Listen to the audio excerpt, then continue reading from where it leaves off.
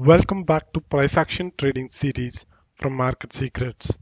This is episode 42 of the series, and in this episode, we are going to learn about SD range and some facts about SD range. So, let's get into today's session. But before I begin, I'd like to mention that we have recently started algo trading using Python from Market Secrets. If you are someone who is interested in algo trading, you can enroll in this program. I'll leave the link to the course details in the description section of this video. And with that note, let's get into today's session.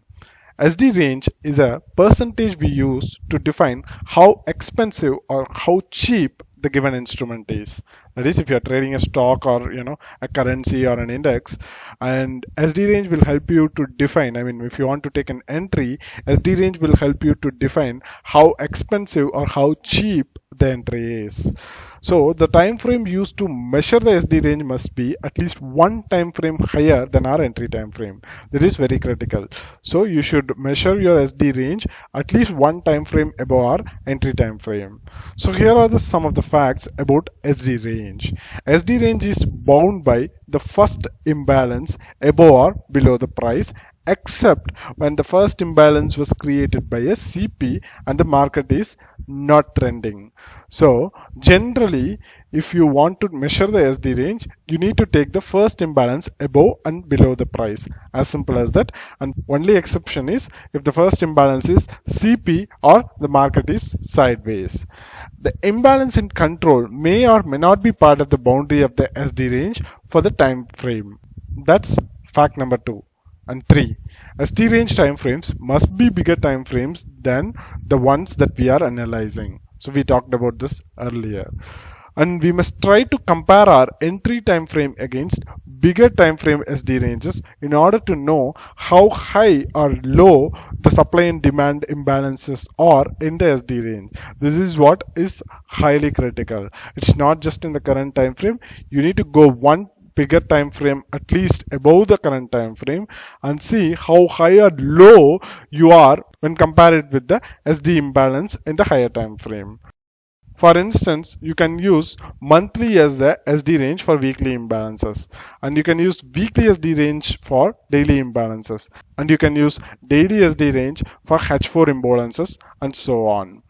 Also remember that multiple SD ranges can coexist at the same time, and our entry time frame should never be used as our SD range time frame. And each time frame in the sequence should be used for different purposes. So we talked about this earlier. What is the use of different time frames in a sequence? Each sequence will have its own SD range or SD ranges. You can have one or more SD ranges within each time frames in the sequence.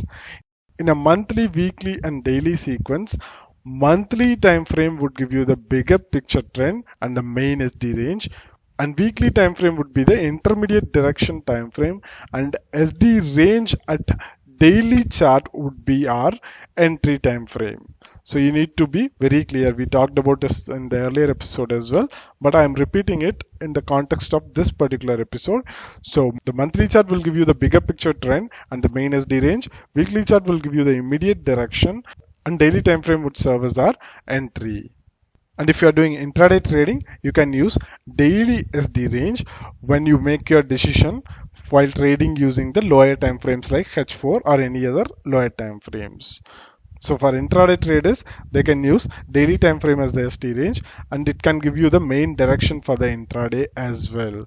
So don't try to go against this daily time frame direction unless the price is overextended and a bigger time frame than daily is in control. So this is what you need to remember if you are an intraday trader. Don't go against the daily SD range and the main direction provided by the daily time frame. And always remember this, a lower time frame cannot be used as a SD range for the bigger time frame. So H4 cannot be the SD range for the daily entry.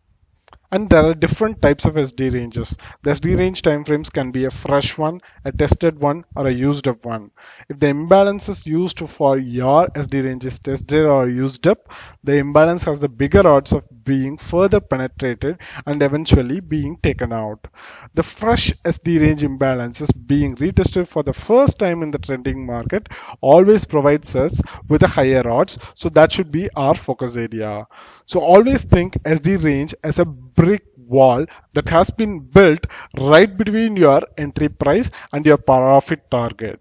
You don't want to be the one to break that brick wall. In fact, none of the retail traders possibly have the money and emotional control to break those brick walls or these imbalances in control. And with that note, we have come to the end of today's episode. If you have any queries, comments, or feedback about this episode, leave it down in the comment section. Also, check out our Algo Trading series if you are interested. Hit the like button if you like this video and share it with your friends if you find it useful. Also, subscribe to our YouTube channel and click the bell icon to get notified whenever we upload a new video, conduct a live session. Thanks for watching. Have a great day. Goodbye.